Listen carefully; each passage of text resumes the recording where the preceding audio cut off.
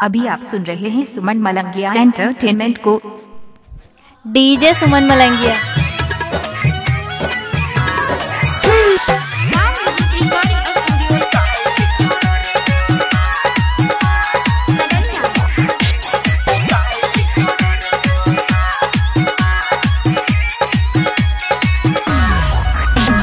नहीं के सुख नहीं ससुरा में मिलतो, सोइया ने बाह में धरतो। नहीं के सुख नहीं ससुरा में मिलतो, सोइया ने बाह में धरतो। जवानी तोहर आह जे भरतो, भतार कब दाइल डरतो। जवानी तोहर आह जे भरतो, भतार कब दाइल डरतो। डीजे सुमन दीवाना। डीजे सुमित सतीश रैमा। डीजे सुमन दीवाना। चुन रख छातू चढ़ल जवान, सोनिया लया बन जोगाई के। केतना उलेने है तो केतना उलेने है तो, बैठल है तो आघाई के।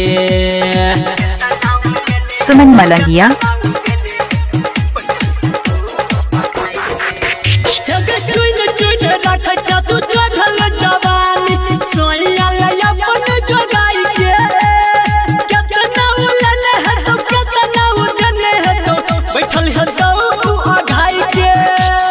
केतना जतन से रखल जवानी, जिया में बात ई खलतो।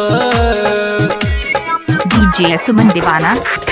केतना जतन से रखल जवानी, जिया में बात ई खलतो।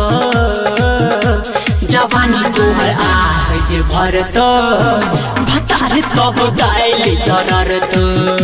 जवानी तोहर आह जे भरतो, भतार कब दाइल डरतो। डीजे सुमन मलंगिया मधुबनी। डीजे सुमन राजा खाए अजीपुर गांव मलंगिया। 16 सिंगार करल है तो बेकार गे, सोनिया ने तोरा लगे आबतो। काजर लगौने रवि, बिंदिया सजौने रवि, तैयो ने मन ओकर भावतो।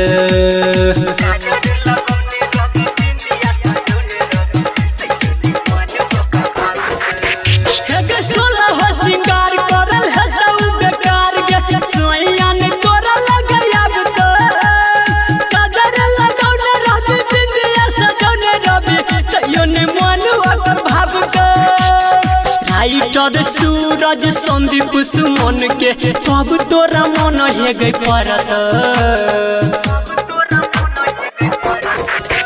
हे गई राइटर सूरज संदीप सुमन के, कब तोरा मन हे गई परत। जवानी तोहर आह जे भरतो, भतार कब दाइल डरतो। जवानी तोहर आह जे भरतो। डीजे सुमन मलंगिया मधुबनी। डीजे सुमन मोबाइल नंबर 8882452308 है।